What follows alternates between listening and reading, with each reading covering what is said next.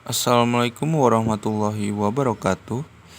Pada kesempatan kali ini saya akan membahas tentang sifat terpuji kepada Allah dan Rasulullah. Mengapa sih kita sebagai manusia harus memiliki sifat terpuji kepada Allah Subhanahu wa taala dan Rasulullah? Yang pertama, karena Allah yang Maha Pencipta. Alasan pertama, karena Allah yang menciptakan manusia, maka tidak ada alasan bagi seorang hamba untuk durhaka dan tidak memiliki akhlak terpuji kepada penciptanya. Sebagai firman Allah Subhanahu wa taala dalam surat Az-Zariyat ayat ke-56. Yang kedua, Allah yang Maha Memberi. Tak hanya menciptakan manusia, Allah juga memberikan apa saja yang manusia butuhkan. Bahkan tanpa harus kita minta dahulu. Contohnya adalah alat panca indera yang kita miliki dan kita gunakan hingga sekarang ini. Seperti yang difirmankan Allah Subhanahu wa taala di surat An-Nahl ayat 78. Ketiga, Allah yang Maha memudahkan. Tak pernahkah kita berpikir bahwa semua kemudahan-kemudahan yang kita rasakan dalam hidup adalah berkah pemberian Allah Subhanahu wa taala. Dialah yang Maha memudahkan hingga kita bisa hidup berkecukupan sampai saat ini.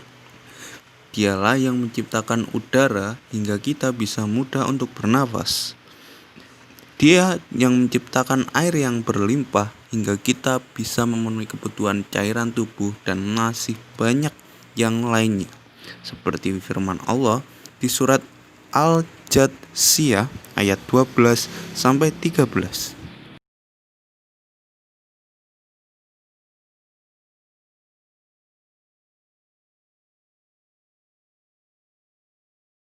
Dan masih banyak lagi alasan lainnya yang mengharuskan kita memiliki akhlak terpuji kepada Allah Subhanahu wa taala. Lantas bagaimana contoh akhlak terpuji kepada Allah yang bisa kita lakukan di kehidupan sehari-hari?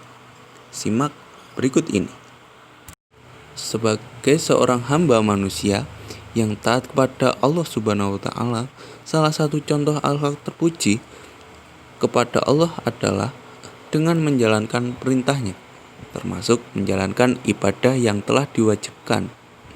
Taat beribadah ini sebagai dasar akhlak terpuji kepada Allah dan bukti ketundukan seorang hamba kepada penciptanya. Yang kedua, zikir. Berzikir atau mengingat Allah Subhanahu wa taala dengan menyebut namanya adalah bentuk totalitas penghambaan. Aktivitas ini juga termasuk salah satu akhlak terpuji kepada Allah. Selain itu, banyak manfaat yang akan kita rasakan dengan mendawamkan zikir. Yang paling utama dari hikmah berzikir adalah mendekatkan diri kepada Allah. Yang ketiga, berdoa kepada Allah. Doa dalam artian yang sederhana adalah memohon kepada Allah Subhanahu wa taala atas segala sesuatu yang diinginkan, terutama berdoa agar senantiasa memberikan ridho kepada kita, baik di dunia maupun di akhirat. Dengan berdoa, secara tidak langsung manusia telah mengakui akan keterbatasannya dan menyadarkan segala sesuatu kepada Yang Maha Kuasa. Allah Subhanahu wa taala sangat menyukai hambanya yang senantiasa berdoa kepadanya.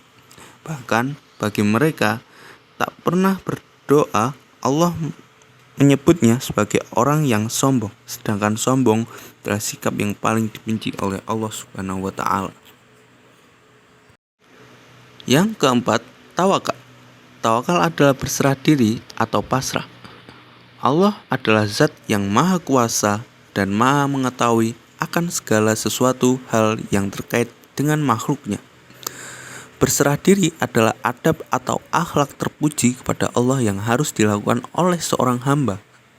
Mengingat kita tak memiliki daya dan kekuatan apa-apa kecuali dari Allah Subhanahu wa taala.